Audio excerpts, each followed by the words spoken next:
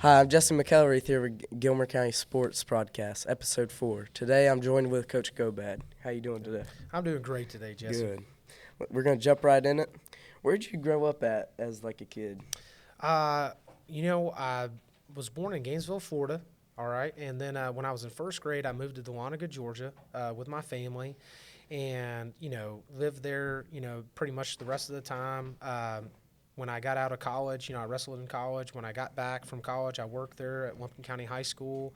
And then when I met my wife, that's when I kind of got pulled out of Dahlonega and Lumpkin County. And then, we've been here the last 8 years, so we've really enjoyed it. What was your dream job as a kid? Did you want to be a wrestling coach, or what did you want to do? Believe it or not, this has been a dream of mine since I was probably 14, 15 years old when I was a freshman in high school. Before that, you kind of go back and forth on things when you're younger. Oh, I want to be in the Army. I want to be, a police officer. I want to be a doctor. And then basically my freshman year in high school, my wrestling coach, John McElreath, who was the longtime head wrestling coach at Lumpkin County High School, he just had a really profound impact on me just as a person, as a wrestler. And from that point on, after that freshman season in wrestling, I said, I want to be a teacher and I want to be a wrestling coach, and I want to try to have an impact on our student athletes like, I feel like, or strive to, like my coach had on me. So to say all that, I've been living a dream the last, 20 years. So when you was at Lumpkin, was you the head coach, or? No, actually, I came back and you have to work up the ranks. So I came out of college, had a pretty good college wrestling career. I came out, at 22 years old, and I was a lay coach that first year, unpaid. So that first year, I was an assistant coach on the varsity team, and I was just super excited. I didn't know any different than, lay coach, being paid. I just wanted to be involved in wrestling and be involved in the school system. And then the next year, I actually became the head middle school wrestling coach at Lumpkin. So I did that for the next 3 years, and while remaining as much as I could an assistant varsity coach during that time. So I wasn't head coach there, at least on the varsity side of things. Can you tell us a little bit about your personal achievements? That's something, when I think of achievements, the first thing that comes to mind is, here at Gilmer, the state championships, we were so fortunate to be able to win. I mean, of all the achievements over the time of wrestling and sports in general, I mean, those are the things I'm most proud of, watching all our guys come together and battle, and they were special years, and each one is different. We've been so fortunate. We've had 2 of them since I've been here. We got second 7 times also. So you think, we had to go through a lot of adversity to get to those. It wasn't just handed to us. And again, I took over for, the great Sam Snyder, who had 17 state titles in his run. And it was 6 more years or 7 years later that we had the next one. So those are my favorite. But, in high school, or I guess going back to middle school, I started wrestling in 7th grade. By the next year in 8th grade, I kind of had an undefeated middle school season and won the kids state championship, which is, 1 classification. So that was great. But, went into high school, had a good career. I was a 4-time state finalist and a state champion, and then went to college, and I was very fortunate for 4 years. I was able to start on our college wrestling team, and the year it was Dana College in Nebraska, in Blair, Nebraska.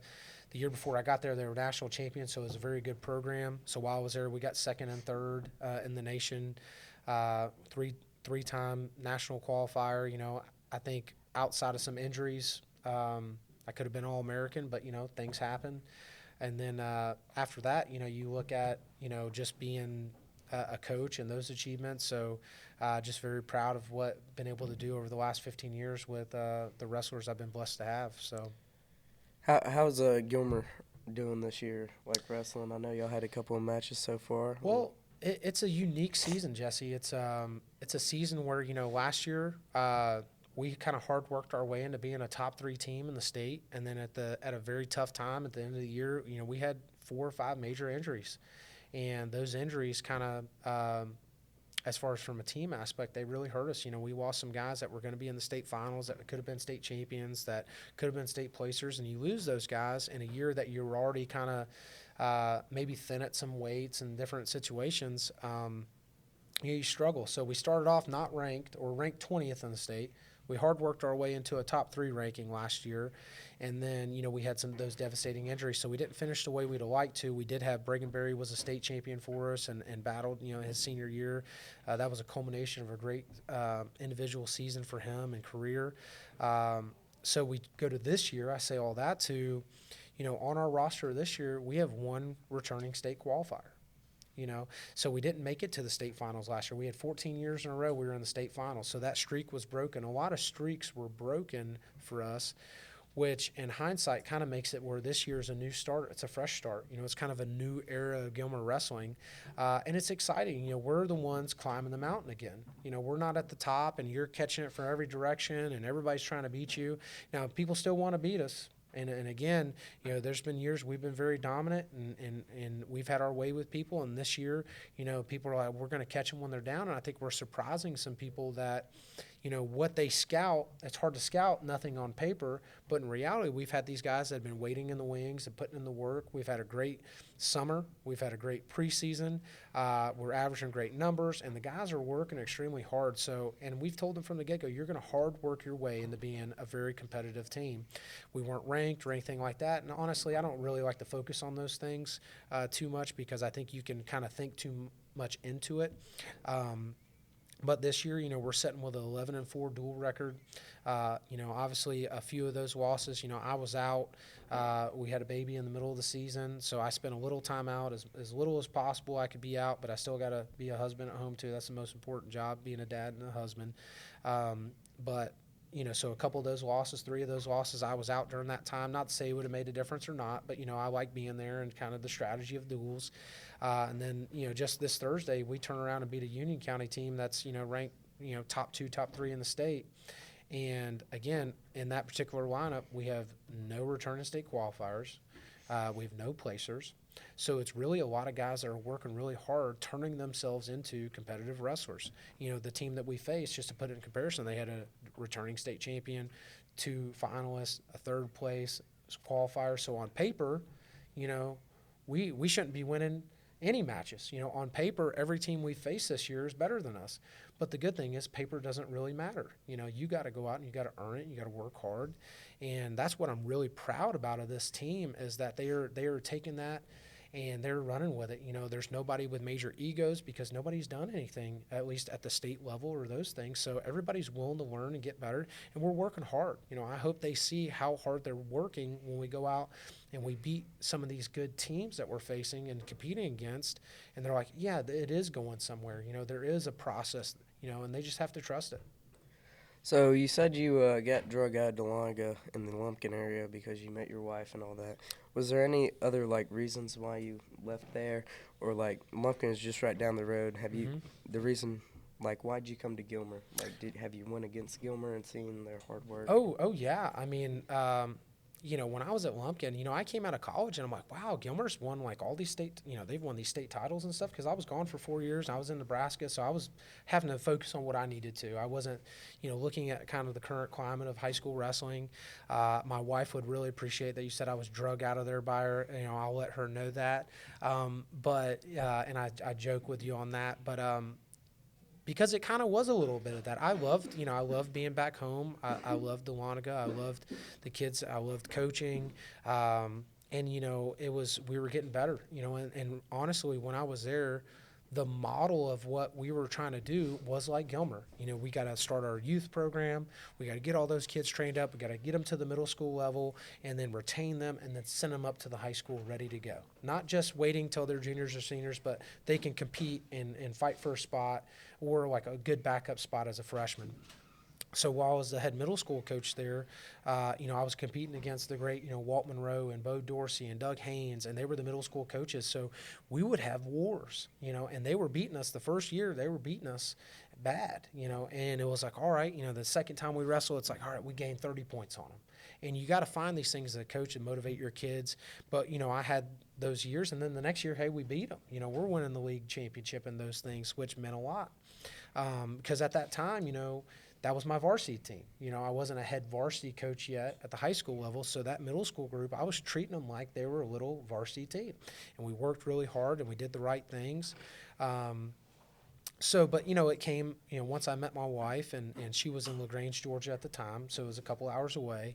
Um, it was always, hey, you're going to have to come up here, you're going to have to come up there, and then you're going to see this one day, maybe Jesse, that you're going to meet somebody, and all of a sudden, everything you thought, the notions that you thought, oh, it's going to go this way or that way, all of a sudden, I'm applying for jobs in Troup County, Georgia. You know what I mean? Because when you find the person you love, you got to be with them, and that's what I had to do. That's where the Lord was taking me.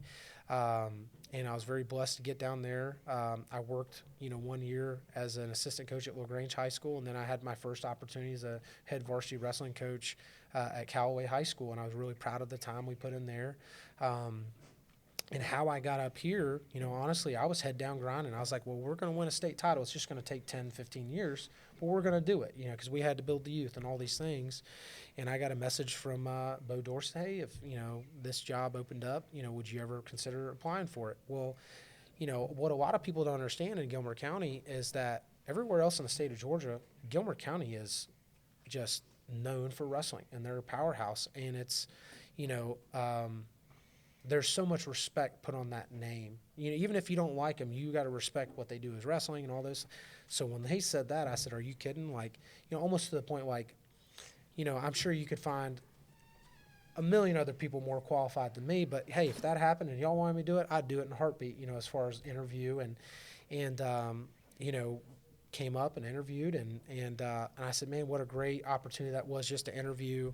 And I got the call from Miss Foley, who was the principal at the time, and offered us the job. And, obviously, the first thing I did was not, hey, thank you, we're going to take it. I said, well, if you don't mind, can I call my wife? And I just want to make sure she's good with it, because it's a life change. And if my wife's not happy, then that affects me and my work and what I do.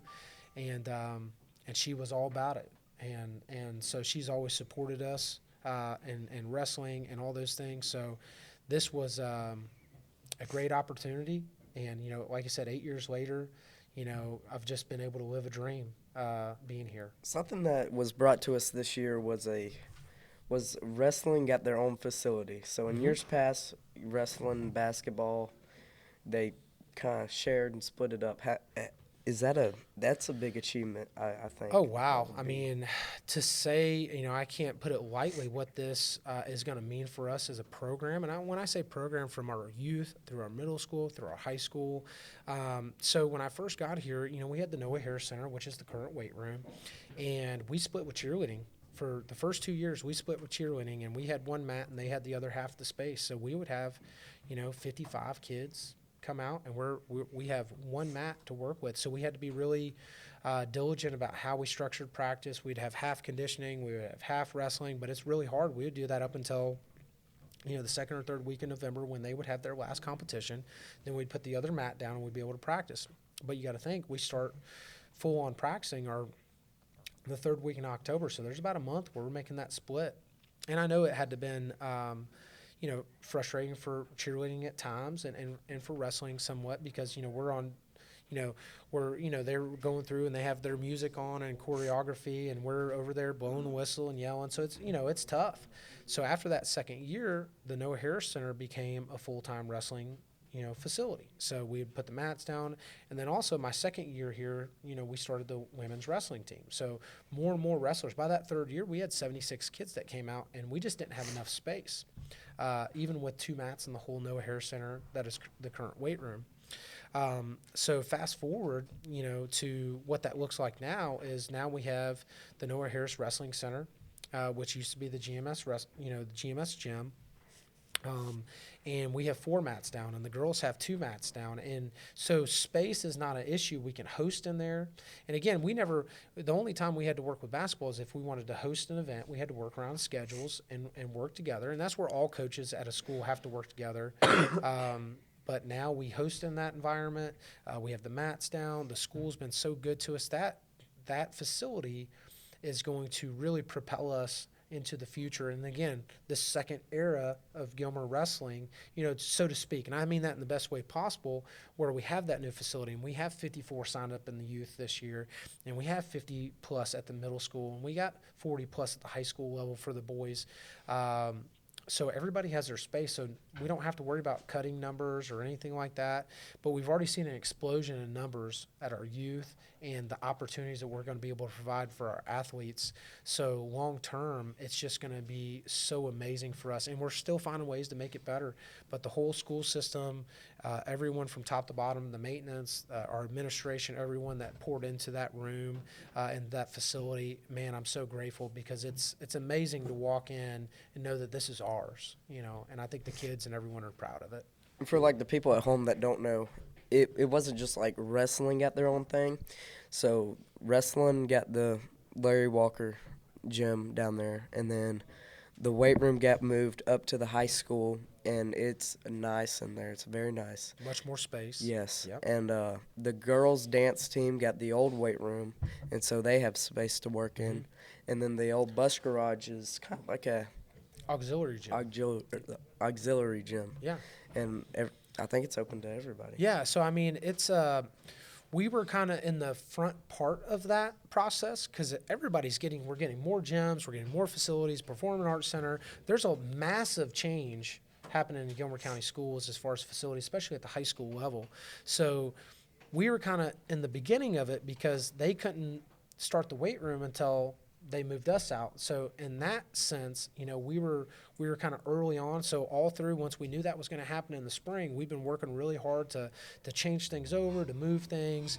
But everybody, we're getting a new baseball, softball field. Everybody's going to benefit from it. It's just going to take a little bit of time. Some of those things will get done a little bit later than other things. But in the grand scheme of it, all our student athletes and all our students in general are going to benefit from these positive changes in our school system. Who would you say would be the best kid from Gilmer County that you coached in wrestling? Ever? Man, what a tough question. In Gilmer. In Gilmer, that's a really hard question, because you got to factor in injuries, you got to factor in, the time frame, weight classes matter, Can I give you a couple? Oh, yeah. All right, I'll give you a couple. I think off the top of my head, it's hard not to note, and it's not because he's a coach on staff, but he's a current coach, Coach Waddell. Caleb Waddell was a 3-time finalist, 2-time state champion. Just phenomenal wrestler. And he won state as a junior, and he was phenomenal, but his senior year, he took it to a whole nother level. It got to the point where it was like, wow, this kid is just so special, this young man. And then he went on to wrestle at UTC, Division I college wrestler. I mean, that's very rare. If you ever win a state title, you're on a different level. I think, you got to throw in, a Diego Acento, who was a 4-time placer, state champion his senior year. His last match locked up the state championship in a year that was just magical, to say the least, as far as what they were able to do. It was just unreal, to have no shot and then to rise up and win a team's title with the amount of kids we had. But, he was 3-time finalist, like I said, and then he won a state title. You have a Carson Ferris who, unfortunately, his senior year, he was unable to wrestle due to an injury, but I think he would have been a state champion, state finalist that year, but he was already a 3-time finalist. He's a state champion as a freshman. When you look at those accolades, and there's a lot of great wrestlers in Gilmer's history, but when I look through, Bregan Berry won a state title last year in one of the toughest weight classes, period, and he was a 3-time placer. I mean, there's just a lot of really, really tough guys that we've had over the years, and those, when I think of just phenomenal wrestlers and technicians and dominance, I think that's a word you have to use when you think of that, is dominance. Those are some of the wrestlers that kind of come to mind. Dylan Galloway, 3-time placer, 2-time finalist, state champion. Phenomenal wrestler. So, we've been very blessed. Juan Rafael, I can't stop without mentioning Juan Rafael. And he had a special story. His freshman and sophomore year, he was backup. His freshman year, he was 4-string, and the guy that was in front of him that was a starter was a state finalist. Then you go to his next year, well, the guy that's in front of him, state placer, state finalist. And then when he finally got to start his junior year, hey, he never looked back. He's a two-time state champion with the 2 opportunities that he did have. And, you got to put him up there. He's a phenomenal wrestler. So we've been very fortunate over the last 8 years. We've had some phenomenal wrestlers, and I'm hoping there's some guys on this squad now that rise up to those and start challenging some of those guys. Like I want to be mentioned in the elite of over the years in Gilmer wrestling. But those are some guys that come to mind. How do you work with like the middle school and all that, like the coaches there, and then the players or the wrestlers? I'm the head high school coach, boys coach, but I'm also the director of wrestling operations for all of wrestling. So I work with all of them. I talk with all the coaches. I work with, the youth coaches, the middle school coaches, our women's coaches, our guys coaches. So I have a little bit of a hand in everything as far as just knowing where we got to go and what we need to do. In the past, it's been tough to work with the middle school on a daily basis sometimes. We communicate, but, they're on the other side of town and we're here and we got to practice. They have to practice. Now, being in that facility, they're next to us. So another one of the positives of having that facility is, man, I can walk over in 2 steps. I can be at middle school practice, and I can be building relationships and helping them and communicating with those coaches.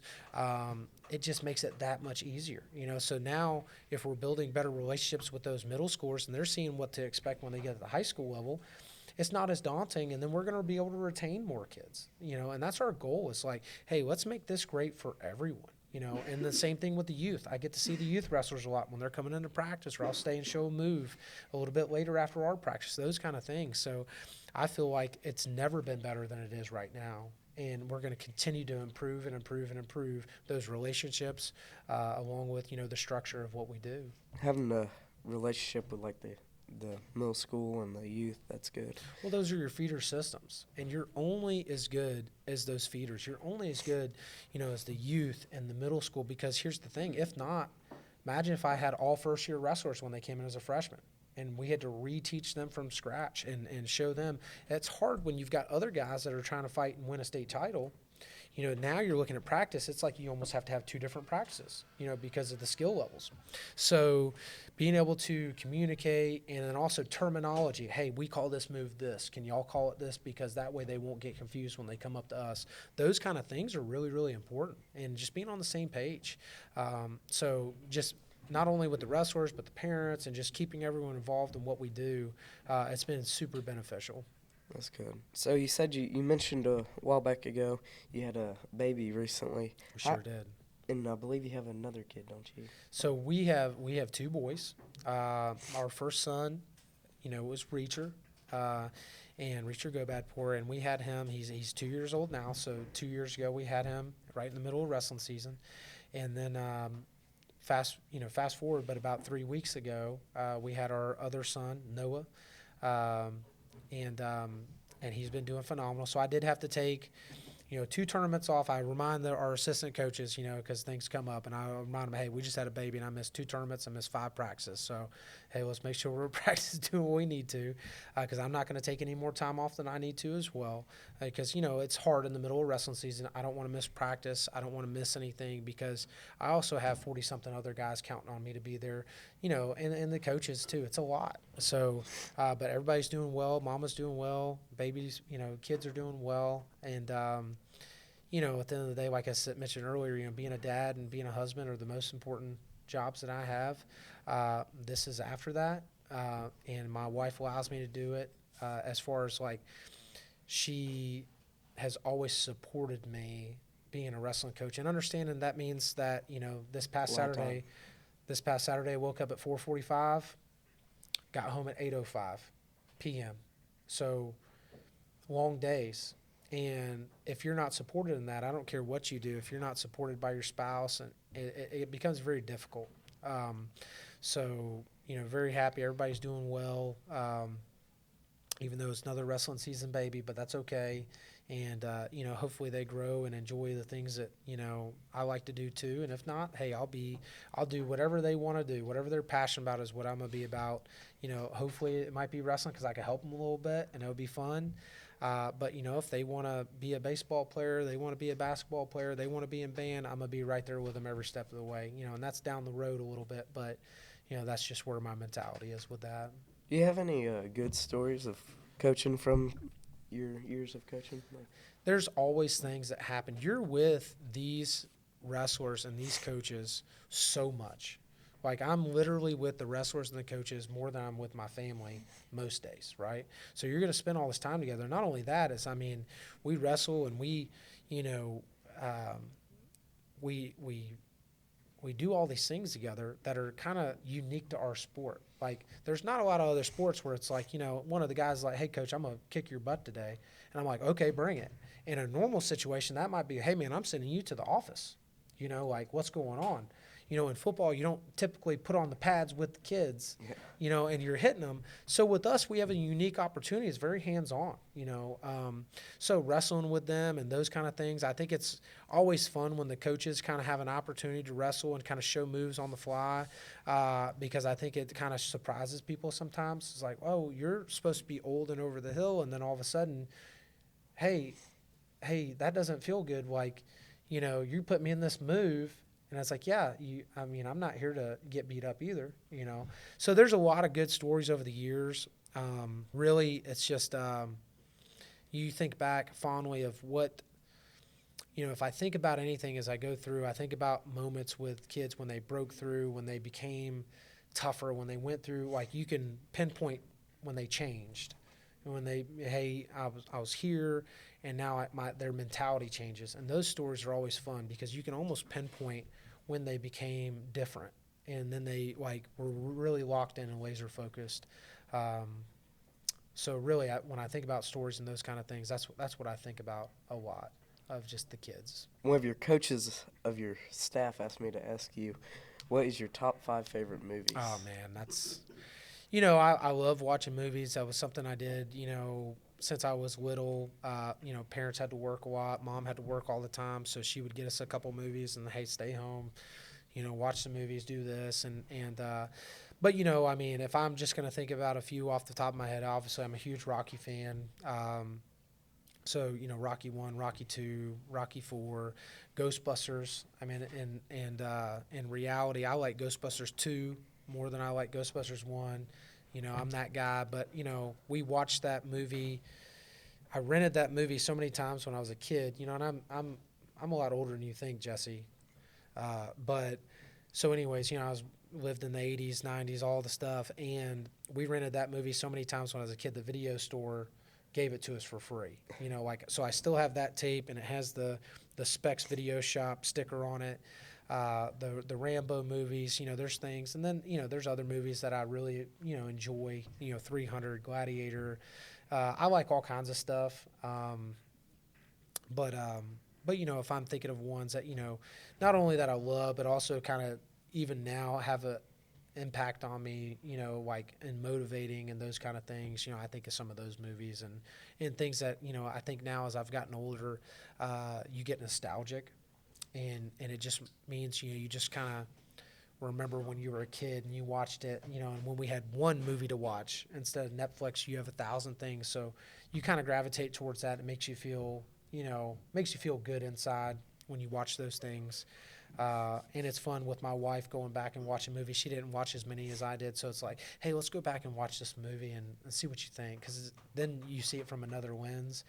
And also I'm going to enjoy when my boys get old enough where I can start sharing some of those things with them, and kind of it'll make it fun. I'll probably be watching them watch the movie more than me watching the movie themselves, just to see what their reactions are and stuff. That'd be cool. Well, if you have anything else to say. Well, in general, if this is open mic, Jesse, no, you know, I'm just really proud of our kids. You know, I'm really proud of our student athletes. You know, I'm proud of all our kids in our school. You know, I see a lot of people working hard in a lot of different, you know, sports and clubs and different things. And I think it's great for all of us. You know, there's a, you know, saying I heard when I was younger, but a high tide raises all ships. And, you know, if everybody in our school gets involved and they find something they're passionate about and they come to work and learn things, that makes everybody better. You know, and then you walk through and everybody has a purpose and everybody has a goal and everybody's working towards something. I think we get in trouble sometimes as far as when we don't have anything we're really involved with. You know, and it could be sports, it could be wrestling, but it could be anything. But if you're not involved in anything, you're just kind of coming to school, you're going through the motions, you're going home. And I think everybody needs to be involved in something. That way they have something to look forward to. And then all of a sudden, maybe you try something different, and maybe it's something you love to do.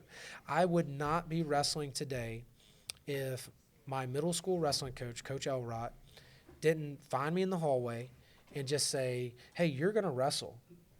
And I didn't know I could say no, but he told me that. And guess what?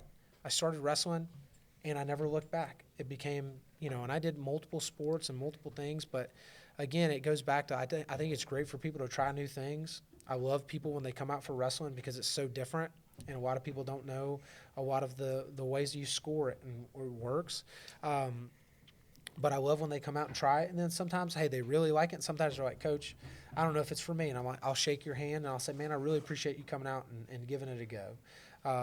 But, in general, if I had anything to say, man, I just really encourage all of our, students at Gilmer County High School and then just in the school system in general to, hey, go out and get involved in something, go be a part of a club, go be a part of a sports team, be a part of something a little bit bigger than just yourself. Because it's really easy to say, I'm going to back off on it when it's just you, but when it's you have other people involved and it's a little bit bigger than you, now you're kind of plugged in, now you can build relationships with other people and you kind of get out of your comfort zone. And I think that is really good growth for all our kids. Yeah. Well, that's going to wrap it up for this one. Hope everybody has a Merry Christmas. We will not be back until 2 more weeks, so we'll look forward to that. But y'all have a great Christmas, great holidays. Thank you. Merry Christmas. Thank you. All right. Thanks, Jesse.